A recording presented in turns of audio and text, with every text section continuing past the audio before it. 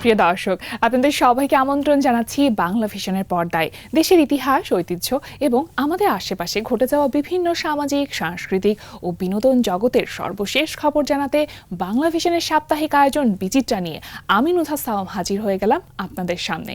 চলুন তবে জেনে নিই বিচিত্রার আজকের পর্বে কি কি খবর রয়েছে আমাদের কাছে। বরেণ্য গীতিকার শহীদ মাহমুদ জঙ্গির জন্মবার্ষিকী উপলক্ষে তাঁর কর্মজীবন নিয়ে আলোচনা ও সঙ্গীতানুষ্ঠানের আয়োজন করা হয়।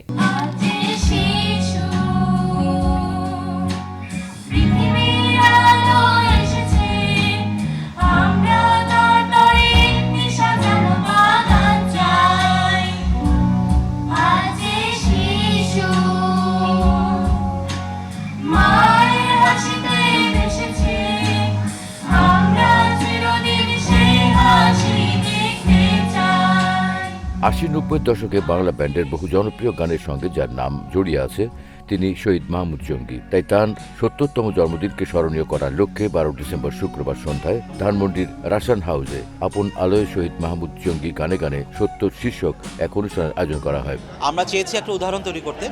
সেই জায়গা থেকে শহীদ মাহমুদ জঙ্গি বাংলাদেশের গীতি কবিতায় বাক বদলের অন্যতম কাণ্ডারি।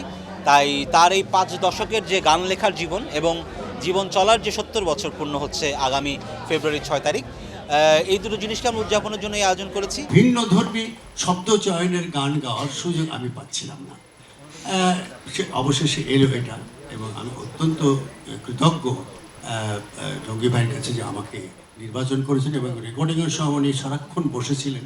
জঙ্গি ভাইয়ের একজন গীতিকবি হিসেবে যেটুকু গুণ থাকা প্রয়োজন, তার মনন, তার চিন্তা, তার লেখার ধরন, তার ভদ্রতা, নম্রতা, শ্লীলতা সব একটা মানুষের ভিতর বর্তমান। তো জঙ্গি ভাই একটা উদাহরণ। আসলে ৭০ এটা শুধু নাম্বার না, এটা শুধু বয়স না, কারণ এই ৭০-এর মধ্যে কিন্তু অনেক কিছু ক্রিয়েশন হয়েছে, অনেক সৃষ্টি হয়েছে। এই সৃষ্টিগুলোর মূল দায়িত্বে যদি শহীদ মাহমুদ জঙ্গি ভাইকে বলি, তাহলে আমি বলবো যে বাংলাদেশের সঙ্গীতাঙ্গনে অনেক অনেক বড় কিছু প্রাপ্তি উনি ঘটিয়েছেন। আজব কারখানার আয়োজনে গীতিকার সম্পর্কে তার শুভাকাঙ্ক্ষীদের লেখা আপন আলোয় শহীদ মাহমুদ জঙ্গি গানে গানে ৭০ শীর্ষক একটি গ্রন্থের মোড়ক উন্মোচন করা হয় অনুষ্ঠানে। জয় শাহরিয়ারের সম্পাদনায় এই গ্রন্থে গীতিকারকে দিয়ে স্মৃতিচারণ করেছেন নাকিব খান, ফুয়াদ নাসের বাবু, কুমার বিশ্বজিৎ, সামিনা চৌধুরী, পার্থ বড়ুয়া, লিটন অধিকারী, রিন্টু সহ অনেকে। আমি সবসময় বলি, আধুনিক গান যখন গাইবে বা আধুনিক গান লিখবে বা আধুনিক গান সুর করবে, তখন যেন ওখানে আধুনিকতা থাকে। সে আধুনিকতাটা কি? সে আধুনিকতাটা হচ্ছে এটাই, যাতে ক্লিশে কোনো শব্দ, আমি একটা উদাহরণ দিচ্ছি, একটা শব্দ ব্যবহার করতে করতে করতে করতে আমরা টায়ার্ড হয়ে গেছি, ওই শব্দ গানের লেখায় তো আনার দরকার নেই। আমরা একটা নতুন শব্দ আনলাম, যে শব্দটা শুনতে কানে ভালো লাগে সেই ধরনের শব্দ আনলাম, আমরা নতুন কিছু গানে সংযুক্ত করলাম, যাতে করে লোকে বলে যে না, এই ধরনের কথা তো আগে শুনিনি, সেটাই নতুনত্ব। অনুষ্ঠানে শহীদ মাহমুদ জঙ্গিকে নিয়ে স্মৃতিচারণের পাশাপাশি চলে সঙ্গীত পরিবেশনা। এতে গান পরিবেশন করেন লার্ন গিটার উইথ আসাদের শিশু শিল্পীরা সহ বরেণ্য সঙ্গীত শিল্পীরা।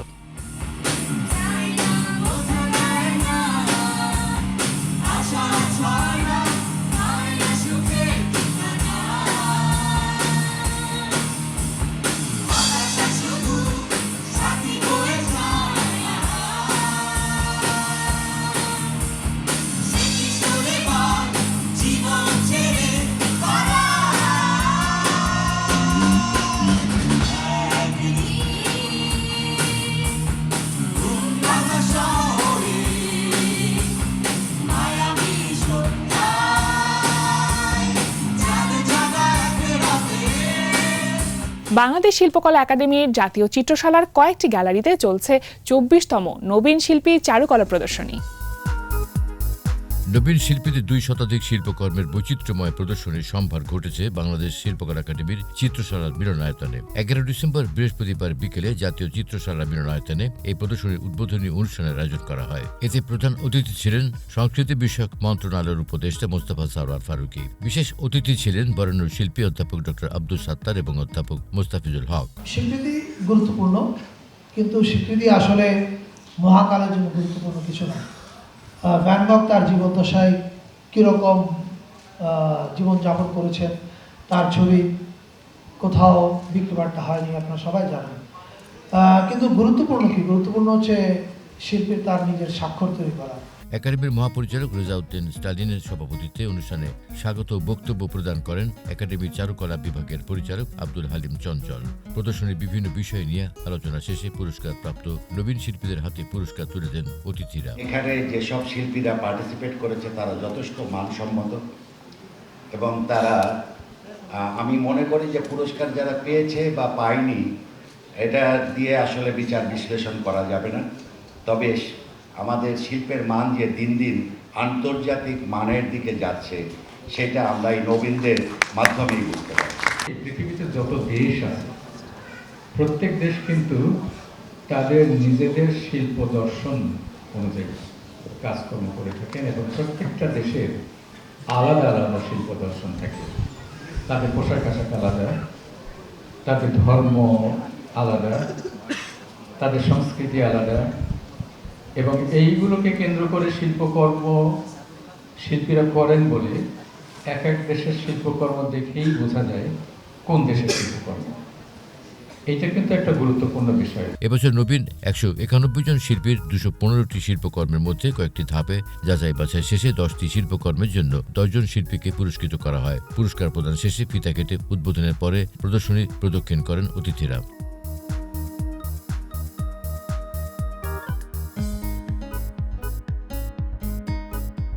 প্রতিদিন বেলা 11টা থেকে রাত 8টা অবধি সবার জন্য উন্মুক্ত এই প্রদর্শনী চলবে 22 ডিসেম্বর পর্যন্ত। চীনা ভাষা ও উভয় দেশের শিক্ষা ও সংস্কৃতি বিনিময়ের লক্ষ্যে আনুষ্ঠানিকভাবে যাত্রা শুরু হলো রাজশাহী বিশ্ববিদ্যালয়ের কনফুসিয়াস ইনস্টিটিউটের।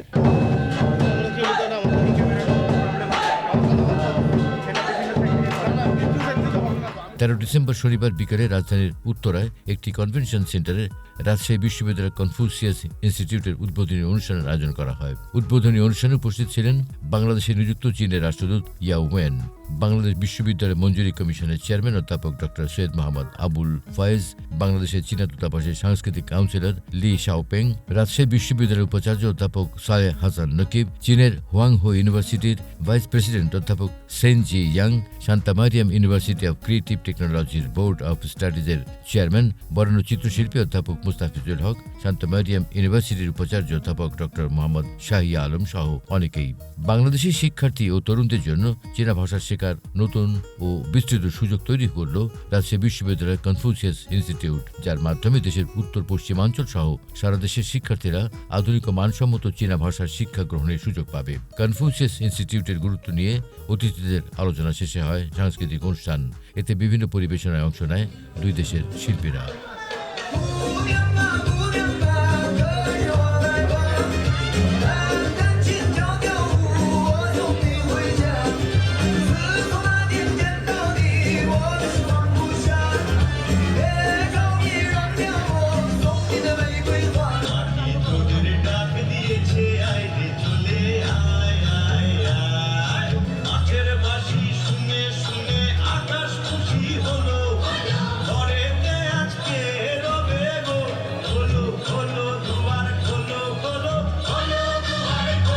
ইউল্যাব ক্যাম্পাসে শিক্ষার্থীদের ব্যাপক অংশগ্রহণ ও আনন্দমুখর পরিবেশে সম্প্রতি শেষ হলো সিনে কার্নিভালের ৪র্থ আসর।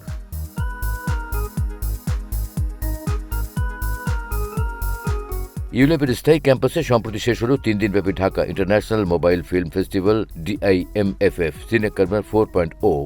এই আয়োজনটা আসলে যাদেরকে উদ্দেশ্য করে করা, আসলে উদ্দেশ্য তো হচ্ছে আমাদের ছাত্রছাত্রী যারা আছে তারা, এবং তার পাশাপাশি আসলে আমাদের ইন্ডাস্ট্রিতে, মানে স্পেশালি আমাদের ফিল্ম ইন্ডাস্ট্রি, মিডিয়ার একটা মেলবন্ধন। ডিরেক্টররা আসছেন, তারা আসলে কেন এখানে ছবিটা দেখাচ্ছেন, কারণ তারা মনে করেন যে এই যে আমাদের ইন্ডি ফিল্ম বা আমাদের যে কমার্শিয়াল সিনেমার পাশাপাশি যেই ফিল্মের জনরাটা আমরা তৈরি করতে চাচ্ছি, সেই গল্পগুলো বলার জন্য যাদের মানে দর্শকের প্রয়োজন, সেই দর্শকগুলো আসলে ক্যাম্পাসে আছে।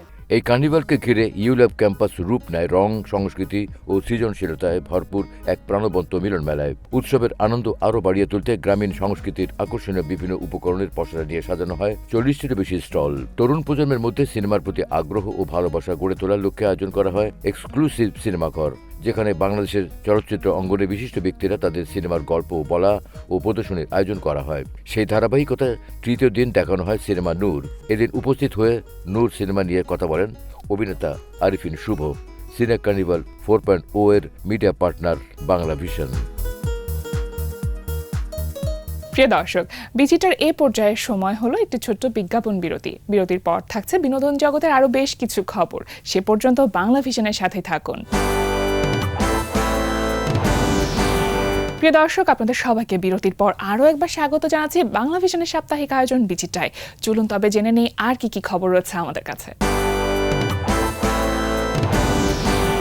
16 ডিসেম্বর মহান বিজয় দিবস উপলক্ষে সোহরাওয়ার্দী উদ্যানে আয়োজন করা হয় বিজয় দিবসের কনসার্ট।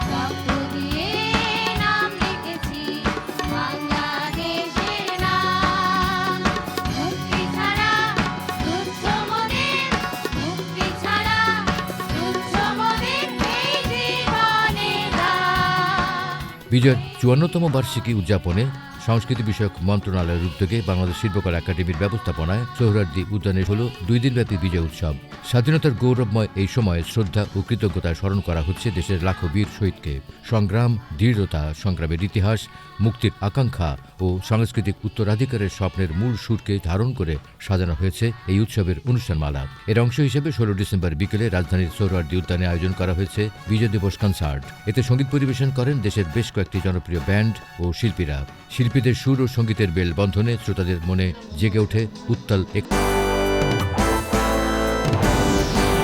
মহান বিজয় দিবস উপলক্ষে ধানমন্ডি সোসাইটির উদ্যোগে অনুষ্ঠিত হল শান্তি, সমৃদ্ধি ও ভালোবাসা শীর্ষক 2 দিনব্যাপী বিজয় মেলা ও সাংস্কৃতিক উৎসব। উৎসবকে ঘিরে ধানমন্ডি এলাকার মানুষের মধ্যে বিরাজ করে উৎসব মুখর পরিবেশ।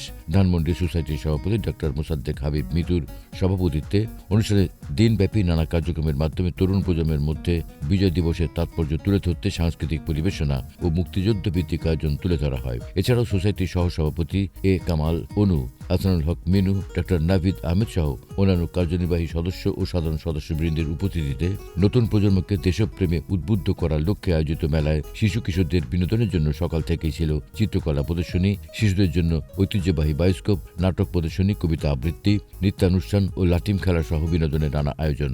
আমরা ধানমন্ডি সোসাইটি ধানমন্ডিবাসীর কল্যাণে নিবেদিত। ধানমন্ডির যে সমস্ত সমস্যা আছে সেগুলো আমরা জানি। সমস্যা নিরসনে আমরা যা যা করণীয় সেটা করার চেষ্টা করছি। সবার যদি এই একটা বিজয় মেলার মাধ্যমে সবার মধ্যে যদি একটা হৃদ্যতা, ভালোবাসা, আন্তরিকতা স্থাপিত হয় তাহলে আমরা সবাই ঐক্যবদ্ধভাবে সেই কাজগুলো করে যেতে পারব। সবশেষে রাতে ছিল গুণীজন সম্মাননা, ম্যাজিক শো ও রাফেল ড্র এবং ব্যান্ড সঙ্গীত। কৃষকের ধন আর হবে না চুরি, শ্রমিক পাবে তার ন্যায্য মজুরি, জঙ্গিরা আর করবে না হুজুরি, পর হবে আপন, পর হবে আপন। এবার বাংলাদেশ কৃষি বিশ্ববিদ্যালয়ে অনুষ্ঠিত হল 16তম বাংলাদেশ ফিজিক্স অলিম্পিয়াডের ময়মনসিংহ জেলার আঞ্চলিক বাছাই পর্ব। ব্যাপক উৎসাহ উদ্দীপনার মধ্যে দিয়ে 13 ডিসেম্বর শনিবার সকালে ময়মনসিংহ কৃষি বিশ্ববিদ্যালয় কলেজ প্রাঙ্গণে অনুষ্ঠিত হল বাংলাদেশ ফিজিক্স অলিম্পিয়াড 2026-এর ময়মনসিংহ আঞ্চলিক পর্বের বাছাই প্রতিযোগিতা। অনুষ্ঠানে প্রধান অতিথি ছিলেন বাংলাদেশ কৃষি বিশ্ববিদ্যালয়ের vice chancellor professor doctor A K Fazlul Haque Bhuiyan. একই বিশ্ববিদ্যালয়ের মৎস্য বিজ্ঞান অনুষদের dean professor doctor Mohammad Rafiqul Islam সর্দারের পৃষ্ঠপোষকতায় এবং কৃষি বিশ্ববিদ্যালয় কলেজের অধ্যক্ষ ডক্টর মোহাম্মদ আতাউর রহমানের সভাপতিত্বে অনুষ্ঠানে বিশেষ অতিথি ছিলেন মুমিনুন্নেসা সরকারি মহিলা কলেজের অধ্যক্ষ professor doctor Maleka Bilkis, physics অলিম্পিয়াডের সাধারণ সম্পাদক এফ এ জাহাঙ্গীর মাসুদ। একই সাথে আঞ্চলিক অলিম্পিয়াড অনুষ্ঠিত হয়েছে বরিশালের উদয়ন মাধ্যমিক বিদ্যালয় ও কক্সবাজার সরকারি কলেজে। উক্ত অনুষ্ঠানে বিজয়ীদেরকে ইয়েস কার্ড ও পুরস্কার বিতরণের মধ্যে দিয়ে জাতীয় পর্বে অংশগ্রহণের জন্য নির্বাচিত করা হয়। অনুষ্ঠানে মিডিয়া পার্টনার বাংলা ভিশন।